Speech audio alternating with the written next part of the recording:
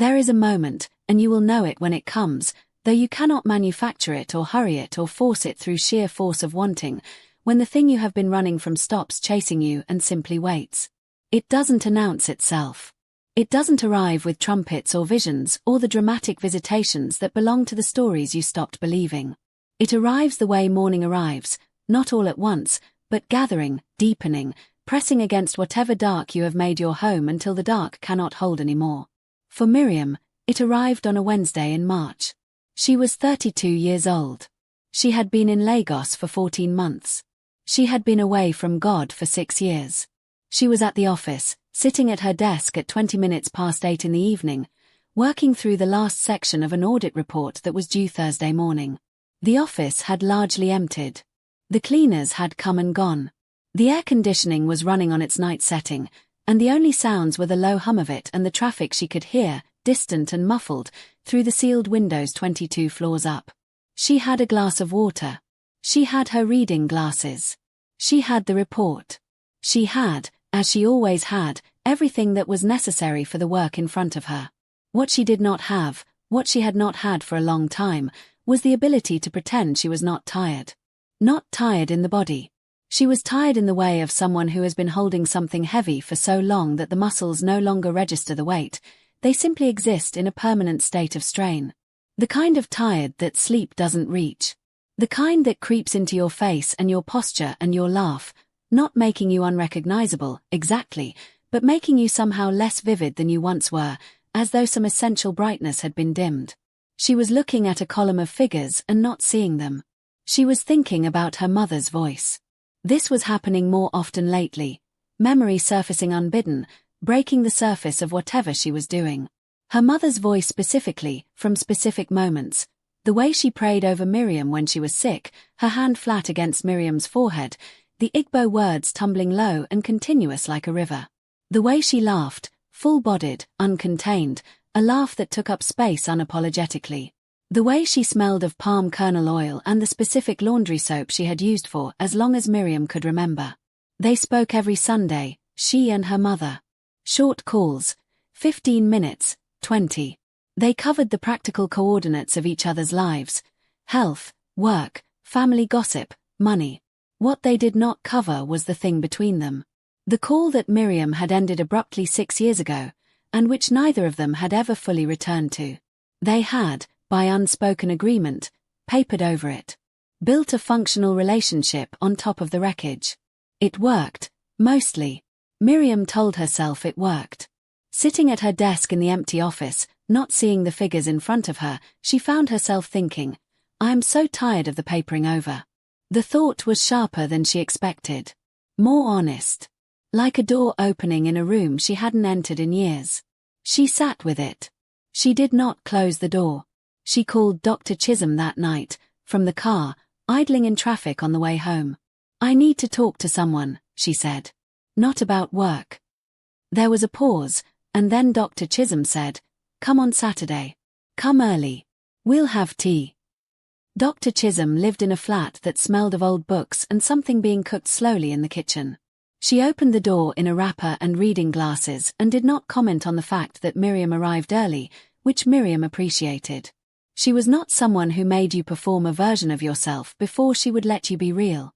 They sat at the small table near the window with tea and chin-chin from a tin that Dr. Chisholm kept permanently on the counter, and for the first 20 minutes they talked about nothing in particular, which was its own kind of mercy, the easing in before the truth. Then Dr. Chisholm said, Tell me what's happening.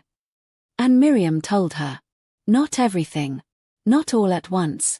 But more than she had told anyone in 6 years. She told her about Restoration Chapel and what had been done to her there. She told her about the elders and the walls they had built around the man who had harmed her. She told her about her mother's first response. She told her about the decision she had made to close the door on God, not from anger only, though there was anger, but from a deeper exhaustion, from the sense that faith had not protected her and the structures that held faith had consumed her and she could not afford to be consumed again. She told her about the years since. The competent surviving. The efficient not feeling. The way she had become excellent at everything that could be measured and empty in the places that could not. Dr. Chisholm listened without interrupting. When Miriam finished, the morning light had moved across the table and the tea in both their cups had gone cold. "Can I tell you something?" Dr. Chisholm said. "Please." "I was a worship leader for 11 years. At a very well-known church in Abuja." She paused. "The senior pastor's wife, a woman I loved, a woman who had discipled me, had an affair with my husband. When I found out, she told me that God had shown her my husband was her spiritual covering. She quoted scripture at me while she was dismantling my marriage."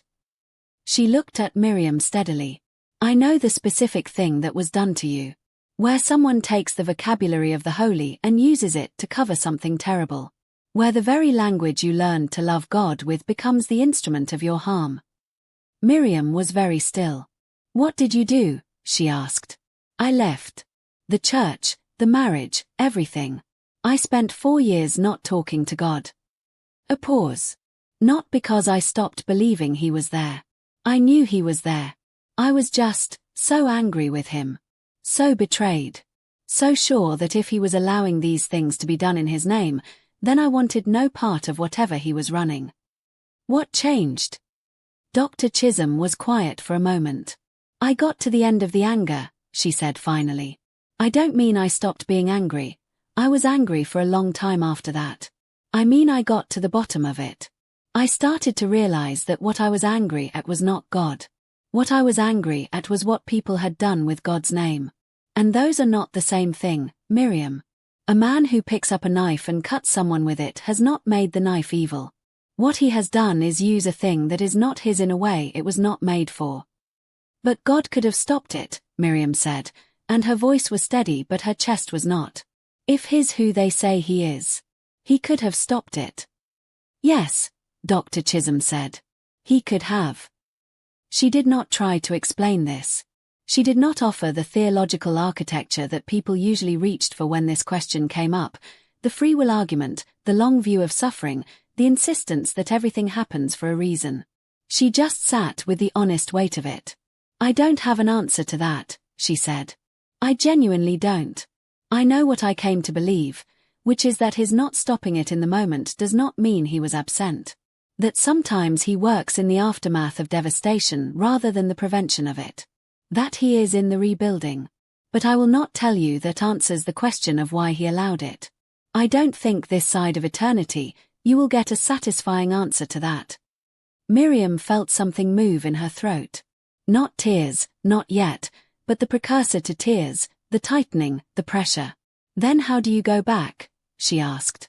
"You don't go back," Dr. Chisholm said simply. "Going back is not available. What happened, happened.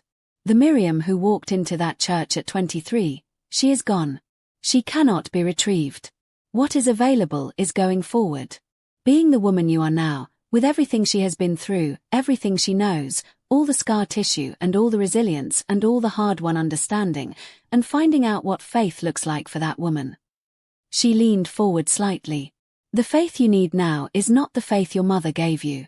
It's not the faith that was taken from you. It is the faith that is built from rubble. And that faith is, I promise you, stronger than the first kind." Miriam drove home slowly. The city was doing what Lagos does on a Saturday, all loud energy and movement and the particular vitality of a place that has survived too much to be small about it. She moved through it without seeing it, something shifting and resettling inside her. She had expected, going to Dr. Chisholm, to talk. To have the relief of being heard by someone who understood. She had not expected the specific thing that had happened, which was less like a conversation and more like someone opening a window in a room that had been sealed for years. The air that came in was not comfortable. It was not the air of resolution or peace. It was sharper than that. It was the air of honesty, of a question she had been refusing to ask herself finally making its way into the light. What do you actually believe? Not what had been done to her belief. Not what the church had made of it or unmade of it. Not what Pastor Emmanuel's hands had contaminated. But underneath all of that, underneath the 6 years and the sealed room and the very efficient surviving, what do you actually believe? She parked outside her building and sat in the car. She did not know. She did not know if that was terrible or hopeful or both. She had expected to find nothing when she looked, expected the sealed room to be empty, all the faith evacuated, nothing left but the shape of where it used to be. But what she found, looking honestly, was something she had not expected. She found that she had never stopped being angry with God. And you cannot be angry with something that doesn't exist. She sat with that for a long time. She called her mother that night. Not on Sunday as usual. Saturday, past 10, knowing her mother would still be awake because her mother had never slept before midnight in her life. Her mother answered on the second ring. "Miriam, are you all right?" "I'm all right, Mama." She paused. I needed to hear your voice." A brief silence, and then her mother's voice softened into the register that Miriam recognized from childhood. The 3 a.m. fever register, the bad dream register, the particular tenderness that her mother reserved for moments when Miriam needed and did not know how to ask. "I'm here," her mother said. They talked for an hour and 20 minutes.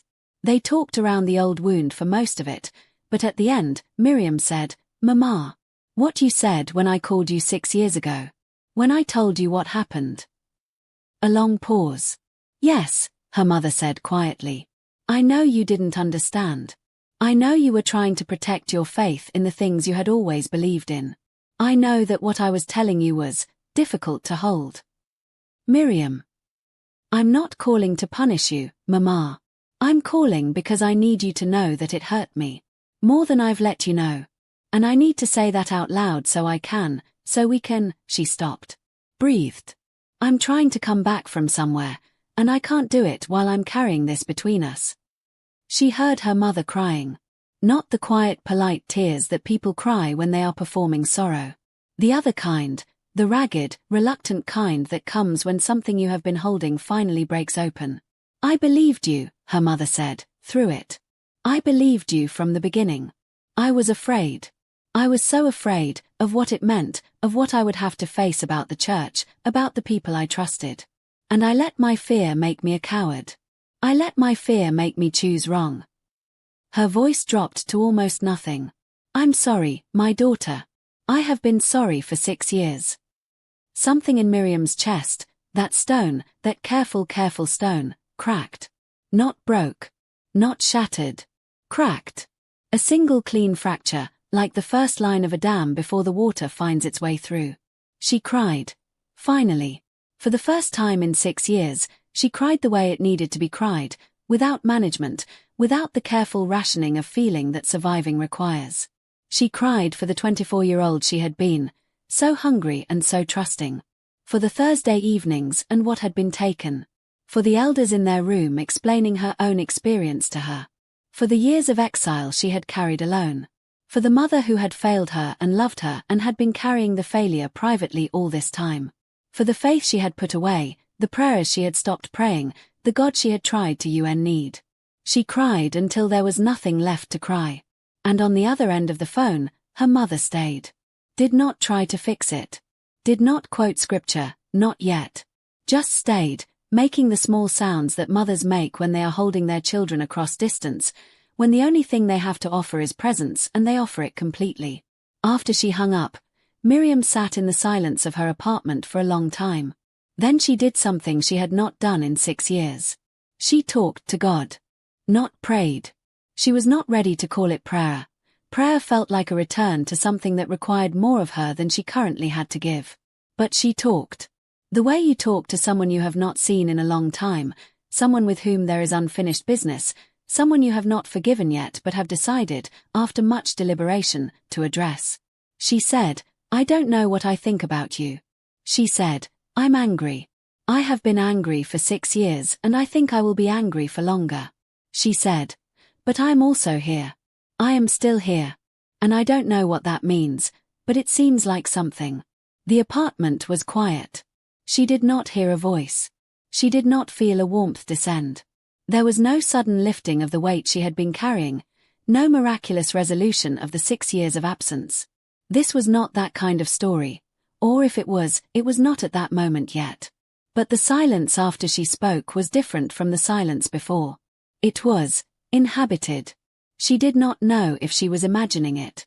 She did not know if what she felt was the beginning of something or the last remnant of an old conditioning she hadn't fully shed. But she sat in the silence and she let it be what it was, and she did not immediately put the stone back. She left the crack. Spring in Lagos is not spring in the way that temperate countries understand it. There is no thaw, no sudden green.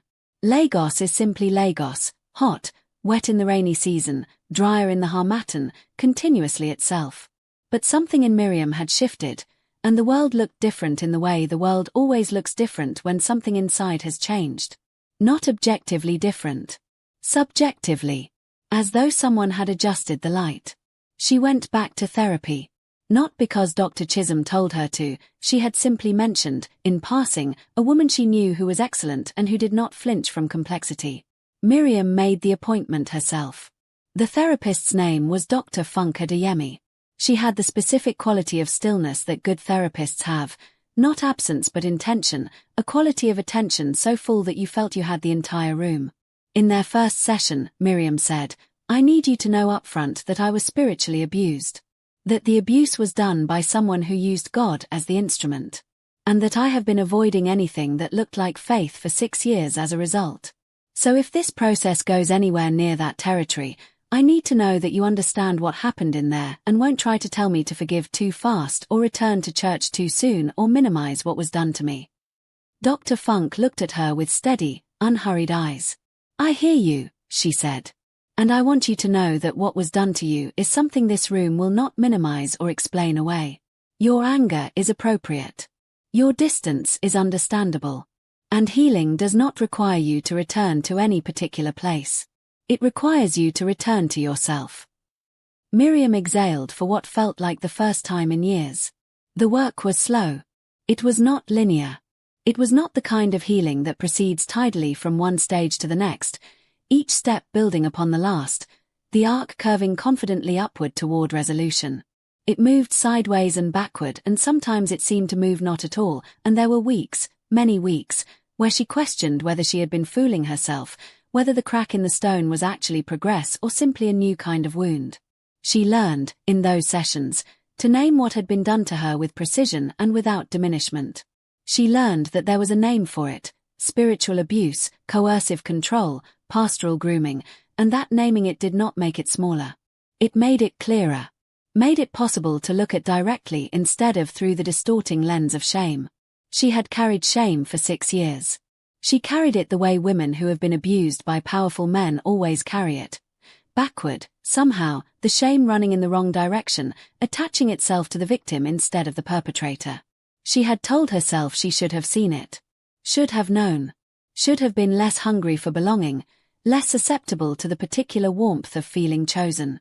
Dr. Funk addressed this in their 4th session. "The hunger you felt was not a weakness," she said. "It was the appropriate longing of a young woman who had moved far from home and was looking for community. He identified that longing and he targeted it. That is what predators do. The longing was not the problem. The predator was the problem." Miriam heard this. She had heard versions of it before. The therapist in Port Harcourt had said similar things. But something about hearing it now, in this room, at this moment in her life when she had stopped defending herself against her own healing, made it land differently. Made it land in the body and not just the mind. She sat with it. She let it change the story she had been telling herself. The question of God did not resolve quickly. It did not resolve at all, in the way that clean resolutions happen in books and sermons. The single transformative moment, the definitive return, the gates of heaven opening and everything suddenly, permanently clear. What happened was more gradual and more honest than that. She began to read. Not devotionals. Not the kind of Christian self-help that she had consumed voraciously before, the books that told you what to pray and how to claim your breakthrough and why God wanted you to be wealthy. Those books felt, now, like spiritual fast food. Things that filled you momentarily without actually nourishing. She read theology, dense and serious. Writers who had wrestled with God in the dark, who had not flinched from the hardest questions, who took suffering seriously as a theological problem and not merely a pastoral inconvenience. She read accounts of people who had survived spiritual violence and found their way back to something. Not back to what they had before, they were always clear about that, the honest ones. Not back to the uncomplicated faith of their pre-wound selves. but forward, somehow, into a faith that had been forged rather than handed down. A faith that knew what it had cost. She found, in that reading, something she had not expected. She was not alone. She had known intellectually that what happened to her happened to others. The statistics were not a secret. But there is a difference between knowing something intellectually and finding it in the first-person voices of people who described the specific texture of the wound, the spiritual contamination, the way it made you unable to access the very places where you had once met God, the way it stole the vocabulary of faith by soiling it. She was not alone. She had never been alone. And slowly, incrementally, unremarkably, the way healing actually moves, she began to peel back what had been done to God's name and look at what was underneath. She was sitting on her balcony on a Sunday morning in June when it happened. Not a lightning strike. Not a vision. A thought, clear and quiet, arriving without announcement.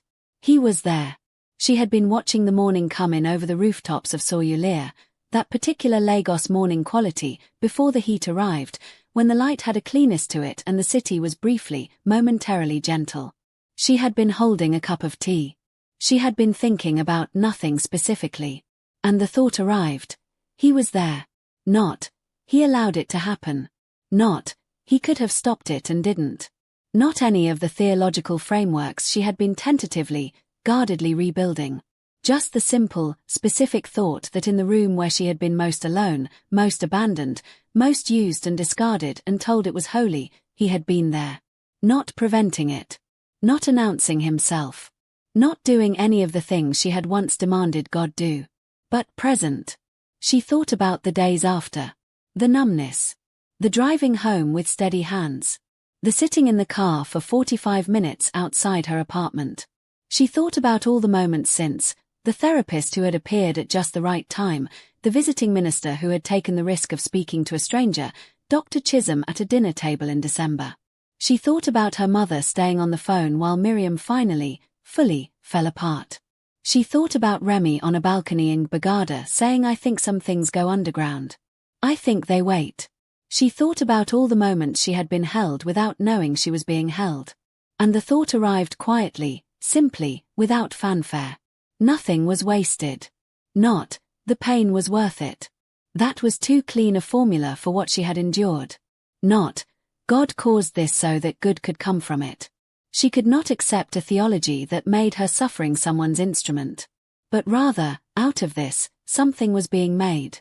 Out of all of it, the wound and the exile and the long cold years of surviving and the crack widening and the slow, non-linear, honest work of finding her way back, something was being made that could not have been made any other way. A woman who understood, from the inside, what it meant to have faith destroyed and to rebuild it on different foundations. A woman who would never again trust a system more than she trusted the God the system claimed to represent. A woman who knew the difference between genuine spiritual authority and its clever, dangerous imitation.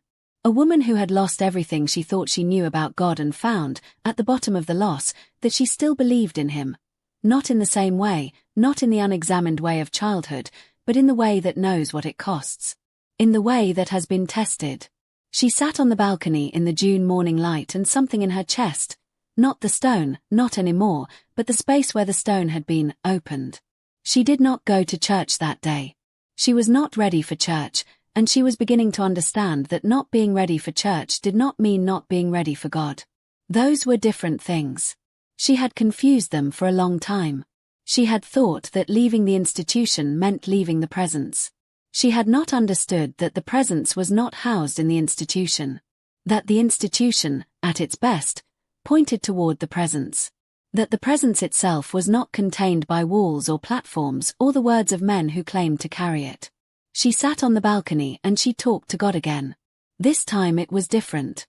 This time it was quieter, more intimate, less the confrontation of someone addressing an adversary and more the conversation of someone finding their way home. She did not have clean language for it. She did not have the polished prayers of her youth, the structured intercessions she had once led with such confidence. She had only what she had, herself, as she currently was, with everything she had been through, in all of her complexity and her exhaustion and her tentative, costly returning. She said, "I don't fully understand any of this. I don't think I will, this side of eternity. But I am here. And I believe you are here. And I want to learn what it means to be in this, whatever this is, honestly. Not going back to what I had. Going forward into what is possible now. She said, I'm angry and I'm tired and I'm still healing and I have a long way to go. She said, but I'm here. The June morning held her. There is a woman in the market near Miriam's house, Ayebola, who sells vegetables from a stall she has occupied for 22 years. Miriam started buying from her not long after moving in, and over the course of many Saturday mornings they had built the kind of relationship that forms between a seller and a loyal customer, which is a small relationship but a real one. One Saturday, 8 months after the balcony morning, Miriam came to buy tomatoes and found Ayebola's stall tended by her teenage daughter. Her daughter said Ayebola was unwell, something with her back, she had been unable to stand for 3 days. Miriam bought her tomatoes. She walked away. She walked half a block. She turned around. She went back to the stall and asked the daughter for the address, and that evening she went to Ayebola's house with soup she had made that afternoon, the kind her mother made, with stockfish and uziza leaves, the kind that took 3 hours and meant something. She sat with Ayebola for 2 hours. She did not pray out loud. She did not offer scripture. She simply sat with her, listened to her talk about the pain in her back and her worry about the stall and her children, and when she left she pressed money into the older woman's hands and said she would come back. She did come back. And the week after. She did not name what was happening inside her as she did these things. She simply noticed that doing them felt alive, somehow. That showing up in someone's ordinary suffering felt more like worship than anything she had done in a formal church setting in years. That being present with someone who was hurting felt like the closest thing she had found to the presence she was still, slowly, tentatively, learning to trust. She talked to Dr. Funk about it. You're discovering what faith looks like when it has been rebuilt from the inside, Dr. Funk said. It looks like showing up. It looks like soup. It looks like turning around when you were walking away. It doesn't look like what I thought it looked like. No. It rarely does, after. The faith that comes after devastation is usually quieter. More practical. More honest about what it doesn't know. A pause. Does that feel like less? Miriam thought about it. It feels like more, she said, surprising herself. 6 months after the balcony morning, she called her mother and told her she had started going back to God. Not church, she was not ready for church, and she had given herself permission to not be ready for as long as necessary. But God. Her mother cried again, the good kind this time. I've been praying for this, she said. Every day. Every single day, Miriam. I know, Mama. You know. Miriam smiled. I know. I could feel it. She paused. I think that's part of what kept the door from closing all the way. Your prayers. Even when I had shut everything out, I could feel someone knocking. Her mother was quiet for a moment. That's what we do, she said softly. We knock. And we keep knocking. Because some doors only open from the inside, and only the person inside can decide when it's time. But you keep knocking so they know there's someone on the other side. Miriam held the phone and let her mother's voice wash over her. She thought about what had been lost. She would always think about what had been lost, the 24-year-old and her uncomplicated faith, the years of exile, the things that could not be given back. You do not get those years returned to you.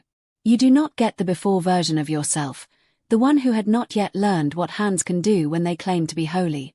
But you get what comes after. You get the version of yourself that has been through it. And that version, cracked open, restructured, knowing what it knows, has a depth that the before version did not have. Has a compassion that can only come from having needed it.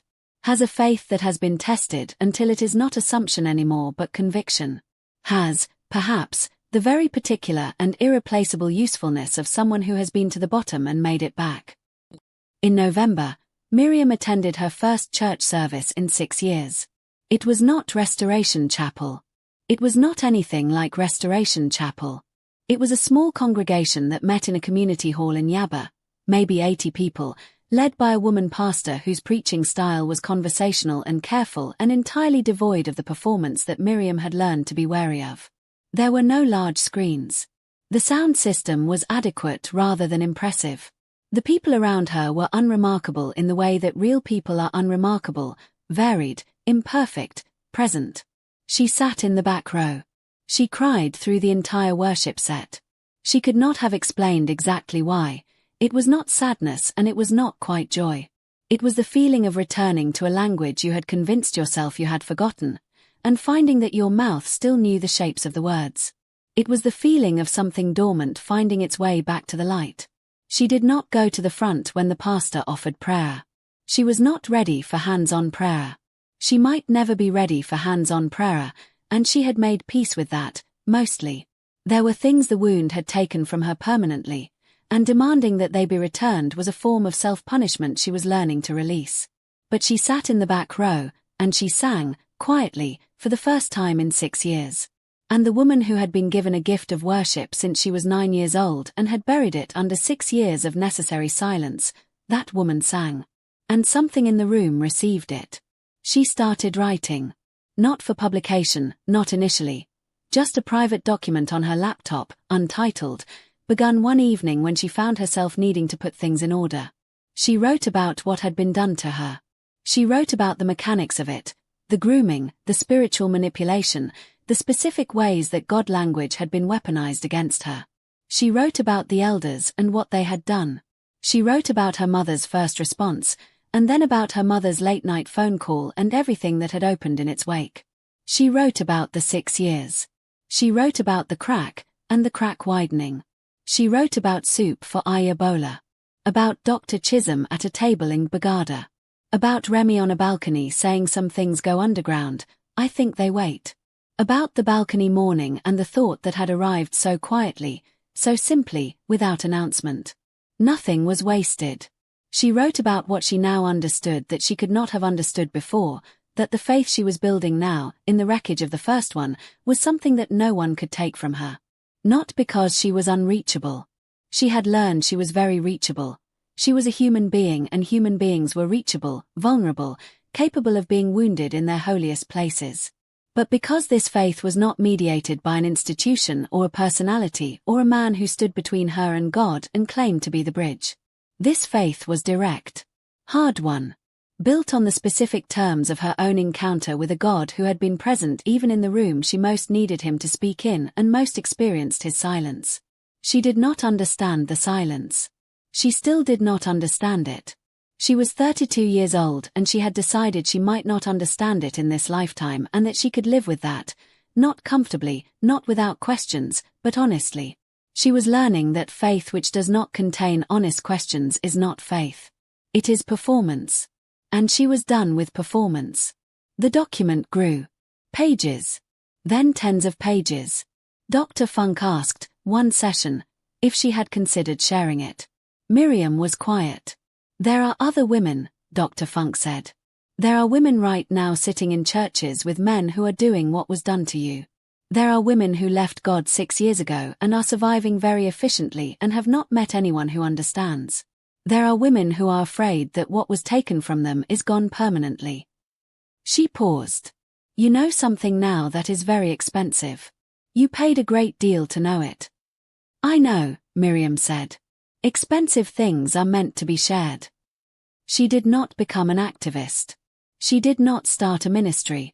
She was not, at 32, with her auditing job and her Lagos apartment and her fragile, honest, rebuilding faith, ready to stand on a platform. Maybe she would be, someday. Maybe the document on her laptop would become something. Maybe it would not. She was learning to hold the future without gripping it. What she became, quietly and without announcement, was someone who was available. She was available when Remy called, 8 months after the Bagada balcony, to say that something was happening at her church and she was frightened and she didn't know what to do. Miriam drove to her. She sat with her.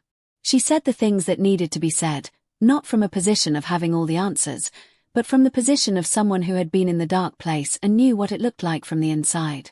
She helped Remy find the language for what was happening to her.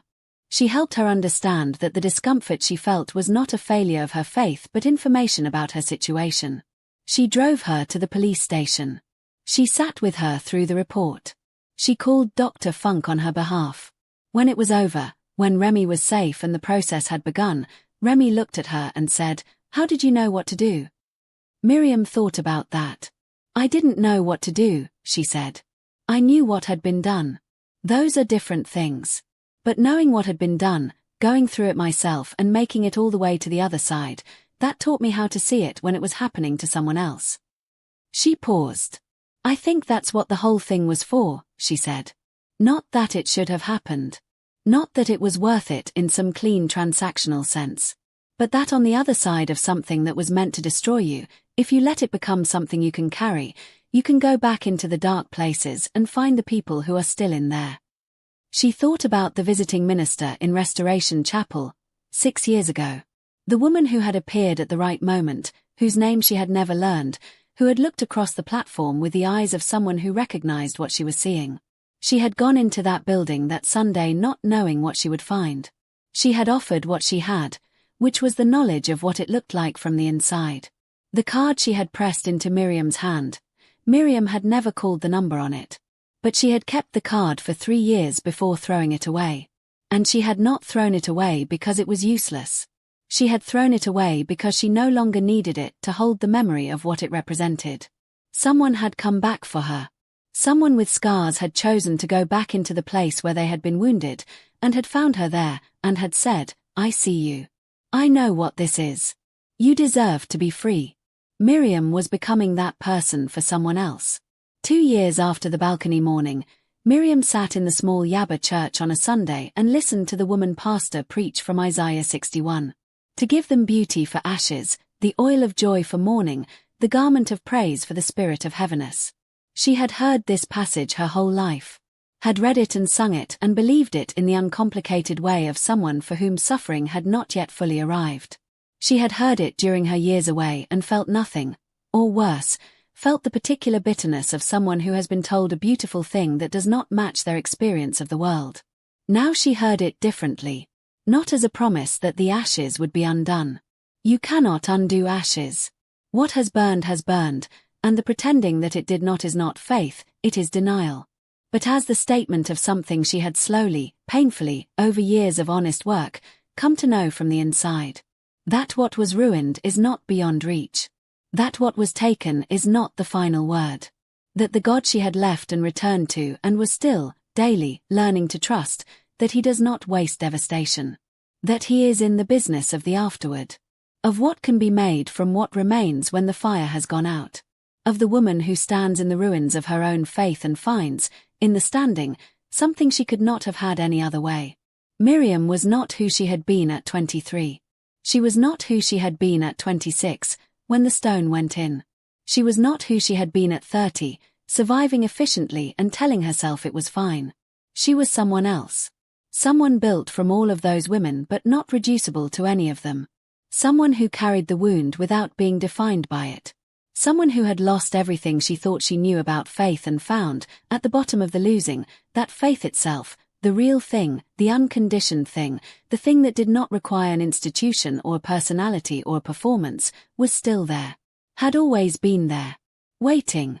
Like something that goes underground and does not die. She sang that morning with the rest of the small congregation, her voice the same voice she had had since she was 9 years old, trained and clear and capable of the kind of beauty that comes not from talent alone but from knowing what it cost. And it occurred to her, sitting in the back row of the small church in Yaba on a Sunday morning with the Lagos light coming through the windows and the sound of 80 ordinary, imperfect people lifting their voices, that this was not a comeback. Comebacks suggest returning to something you once had. She was not returning. She was arriving. For the first time, as the woman she actually was, with all her fractures, all her scar tissue, all the expensive and terrible knowledge she had paid in years and pain to possess, she was arriving somewhere real. The ashes were becoming something. She did not yet know what. But she was no longer afraid to find out. End of part 2. He heals the broken-hearted and binds up their wounds. Psalm 147 verse 3.